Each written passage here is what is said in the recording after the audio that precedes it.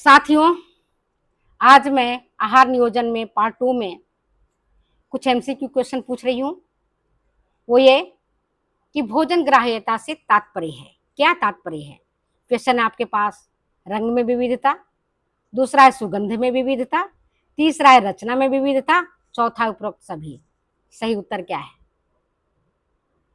सही उत्तर है उपरोक्त सभी। भोजन ग्राह्यता, भोजन की संतुष्टि और ग्राह्यता से मतलब है रंग में विविधता, दूसरा सुगंध में विविधता, तीसरा रचना में विविधता और चौथा उपरोक्त सभी। तो करेक्ट आंसर हमारा है उपरोक्त सभी। कि भोजन अगर विभिन्न विभिन्न रंगों का होगा तो हम उससे हमारी आंखें उसे देखेंगी, प्रसन्न होगा और फिर हमें खाने का मन करेगा। जरा कल्पना करो कि आपका भोजन है, रोटी जली हुई है या सब्जी जली हुई है, खीर बनाया आपने लेकिन वो जला हुआ है या कच्चा है, दूध ही दूध दिख रहा है, चावल कहीं दिख ही नहीं रहा है, चावल और दूध बिल्कुल अलग हो गया है, आप नहीं खा सकेंगे, मन नहीं करेगा खाने का, आधी भूख खत्म हो जाएगी। आधी भूख तो तब, पूरी भूख तो खुल करके तब लगती है जब आप देखते हो कि भोजन की का रंग अच्छा है, गंध अच्छा है, रचना उसकी अच्छी है, तब आपको भोजन ग्राह्यता से मतलब आप भोजन को ग्रहण कर सकेंगे, संतुष्ट हो सकेंगे। नेक्स्ट क्वेश्चन आपकी प्लीज। स्वाद से खाने हेतु भोजन में कौन सा गुण नहीं होना चाहिए? स्वाद लेकर खाने हेतु भोजन में कौन सा गुण नहीं होना चाहिए?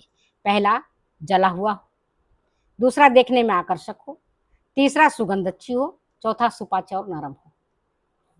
सिंपल क्वेश्चन है यार, कोई भी जवाब दे देगी, मैं जवाब नहीं देती हूँ।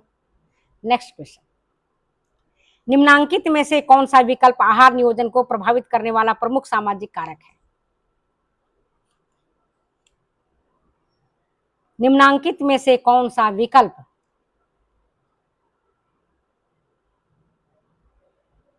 आहार नियोजन को प्रभावित करने वाला प्रमुख सामाजिक कारक है? पहला, लिंग, दूसरा धर्म, तीसरा वजन, चौथा आयु, एज। पूछ रहे हैं प्रमुख सामाजिक कारक। क्वेश्चन को ध्यान से सुनो। निम्नांकित में से कौन सा विकल्प आहार नियोजन को प्रभावित करने वाला प्रमुख सामाजिक कारक है? कौन सा है बेटा, बताइए। धर्म। अगर जैन धर्म का पालन करने वाले जो मांस नहीं खाते हैं, उनको आपने मांसाहारी भोजन परोसा है, क्या वो खा लेंगे? नहीं, उनका धर्म अलाउ नहीं करता है। इसी तरह से मुस्लिम लोग गौ मांस खाते हैं लेकिन सुअर का मांस नहीं खाते हैं। अगर उनको सुअर का मांस आप दोगे तो खाएंगे? नहीं। 1857 की जो क्रांति हुई थी इसी कारण हुई थी। याद करना 1857 की क्रांति, जिसमें गोली के जो टोप होते हैं ना, उसमें जो लेयर लगाए जाते हैं, उसमें सुअर का चर्बी लगा हुआ था और गौ मांस लगा हुआ था। गौ मांस की चर्बी, गौ की चर्बी। मुस्लिम भड़क गए थे कि उसको दांत से खींचना होता था, ये मैं तो गौ सुअर का मांस खाता हूँ, मेरा धर्म जा रहा है।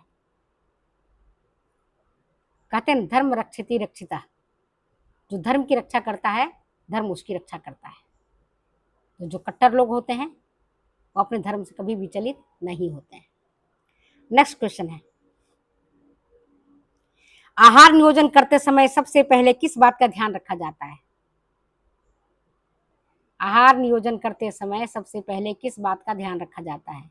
ऑप्शन आपके पास, पहले व्यक्ति की पोषण आवश्यकता, दूसरा है भोज्य पदार्थों की गुणवत्ता, तीसरा है भोजन पकाने की विधियां और चौथा है भोजन परोसने का तरीका। सही उत्तर क्या है? सही उत्तर है व्यक्ति की पोषण आवश्यकता। ये सही आंसर है। नेक्स्ट क्वेश्चन है आपके बीच, भोजन का अधिकतम तृप्ति मूल्य का अर्थ क्या है? भोजन का अधिकतम तृप्ति मूल्य का अर्थ क्या है? पहला ऑप्शन, अगले भोजन तक व्यक्ति के भूख की संवेदना जागृत नहीं हो। अगले भोजन तक व्यक्ति के भूख की संवेदना जागृत नहीं हो। दूसरा, भोजन की पर्याप्तता हो। तीसरा, भोजन देखने में आकर्षक और मनोहारी हो। और चौथा ऑप्शन है उपरोक्त सभी। सही उत्तर क्या है? उपरोक्त सभी। भोजन को अधिकतम तृप्ति मूल्य के लिए उपरोक्त बातों को ध्यान में रखना नितांत आवश्यक है। एक बार अगर आपने भोजन कर लिया तो जब तक दूसरा बार भोजन नहीं आपको मिले तब तक अब उसका स्वाद आपके मुंह में बना रहना चाहिए। भोजन, दूसरा क्या है? भोजन की पर्याप्तता, भोजन एडिक्वेट हो। मान लो आप 4 रोटी खाते हैं और आपको मैंने 2 ही रोटी दिया है, सब्जी आप खूब सारा खाते हैं और मैंने आपको जरा सी सब्जी दिया है, तो आपको तृप्ति नहीं मिलेगी हमारे भोजन खिलाने से, आप भूखे रह जाओगे। फिर जाके कहोगे अरे यार मैडम के घर गए थे, मैडम ने तो मुझे, मैं तो शर्मवश नहीं खा पाई है ना, मुझे लज्जा आ रही थी खाने में या शर्मा रहे थे, और मैडम ने मुझे 2 ही रोटी दी, जरा सी सब्जी दे दी, जरा सी दाल दे दिया, मैं तो भरपेट खाना ही नहीं खाई। अब चलो भाई कहीं जाके और खाना खा के आते हैं। तो भोजन का अधिकतम तृप्ति मूल्य के लिए आवश्यक है भोजन देखने में आकर्षक और मनोहारी हो, भोजन की पर्याप्त मात्रा हो। तीसरा है भोजन का अधिकतम तृप्ति मूल्य के लिए एक इंपॉर्टेंट काम है, अगले भोजन तक व्यक्ति के को भूख की संवेदना की जागृति नहीं होनी चाहिए। नेक्स्ट क्वेश्चन आपके बीच में है, भारी व्यंजन से तात्पर्य है। क्या तात्पर्य है भारी व्यंजन से? बताओ। भारी व्यंजन से तात्पर्य क्या है? भोजन खूब मात्रा में हो, भोजन में अधिकतम वसा का उपयोग किया गया हो, अर्थात भोजन तला भुना हुआ हो। तीसरा है भोजन में सलाद और फलों की मात्रा अधिक हो। चौथा है भोजन में ड्राई फ्रूट्स की मात्रा अधिक हो।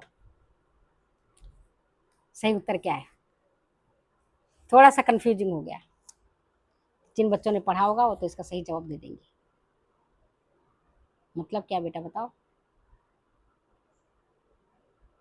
भारी व्यंजन से मतलब है भोजन तला भुना होना जिसमें अधिक वसा का उपयोग किया गया हो, जैसे हलवा है, पूड़ी है, कचौरी है, समोसा है ना।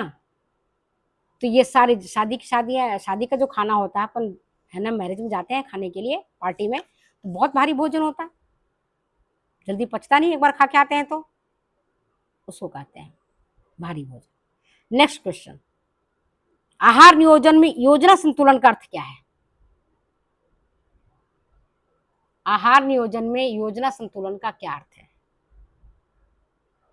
पहला ऑप्शन, महंगे खाद्य पदार्थों का अधिक समावेश हो।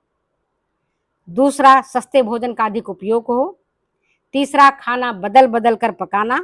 और चौथा, आहार में सभी पोषक तत्व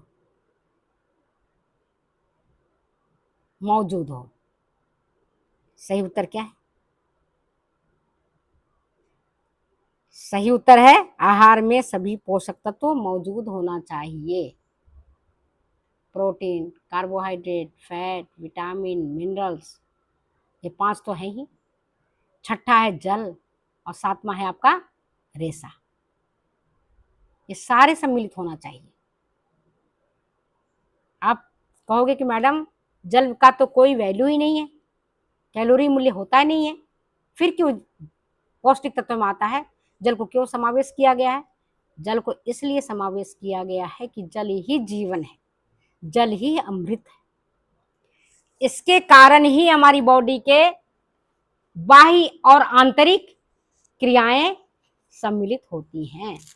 तो ये मैंने आपको आहार नियोजन के से संबंधित बहुत सारे एमसीक्यू किया है, और अब नेक्स्ट क्वेश्चन मैं आपको पूछूंगी अगली वीडियो में।